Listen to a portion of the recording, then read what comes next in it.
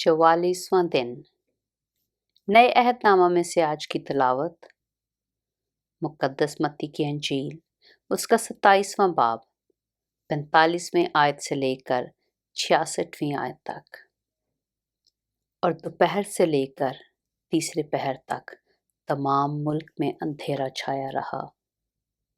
और तीसरे पहर के करीब यसु ने बड़ी आवाज से चिल्लाकर कहा, एली एली लामा शबक्तानी, यानी ऐ मेरे खुदा तूने मुझे क्यों छोड़ दिया। जो वहां खड़े थे उनमें से बाज ने सुनकर कहा, ये एलिया को पुकारता है। और फौरन उनमें से एक शख्स दौड़ा और स्पंज लेकर सिरका में डुबोया और सरकंडे पर रख कर उसे चुसाया। मगर बाकियों ने कहा, ठहर जाओ, देखें तो एलिया उसे बचाने आता है या नहीं। यसु ने फिर बड़ी आवाज से चिल्लाकर जान दे दी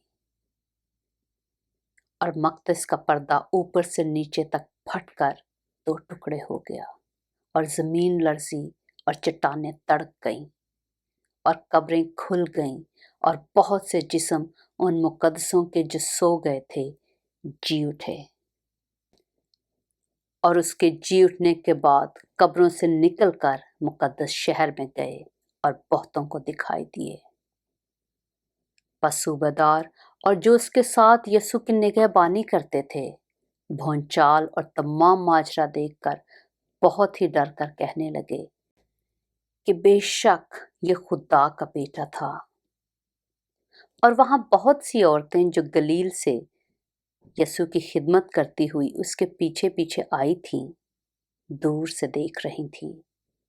उनमें मरियम मगदलीनी थी और याकूब और यूसीस की मां मरियम और जब्दी के बेटों की मां।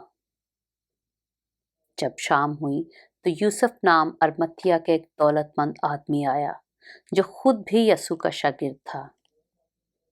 उसने पिलातूस के पास जाकर यसु की लाश मांगी और पिलातूस ने दे देने का हुक्म दिया।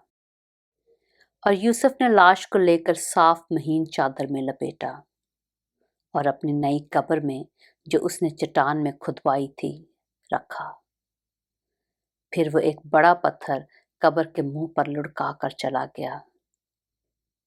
और मरियम मगदलीनी और दूसरी मरियम वहां कब्र के सामने बैठी थी। दूसरे दिन जो तैयारी के बाद का दिन था, सरदार काहनों और फरीसियों ने पिलातूस के पास जमा होकर कहा, खुदावंद, हमें याद है कि उस धोखेबाज ने जीते जी कहा था, मैं 3 दिन के बाद जी उठूंगा। बस हुक्म दे कि तीसरे दिन तक कब्र की निगहबानी की जाए। कहीं ऐसा ना हो कि उसके शागिर्द आकर उसे चुरा ले जाएं और लोगों से कह दें कि वो मुर्दों में से जी उठा और ये पिछला धोखा पहले से भी बुरा हो। पिलातुस ने उनसे कहा, तुम्हारे पास पहरे वाले हैं, जाओ जहां तक तुमसे हो सके उसकी निगहबानी करो। बस वो पहरे वालों को साथ लेकर गए और पत्थर पर मुहर करके कब्र की निगहबानी की। पाक कलाम के पढ़े और सुने जाने पर खुदावंद की बरकत हो।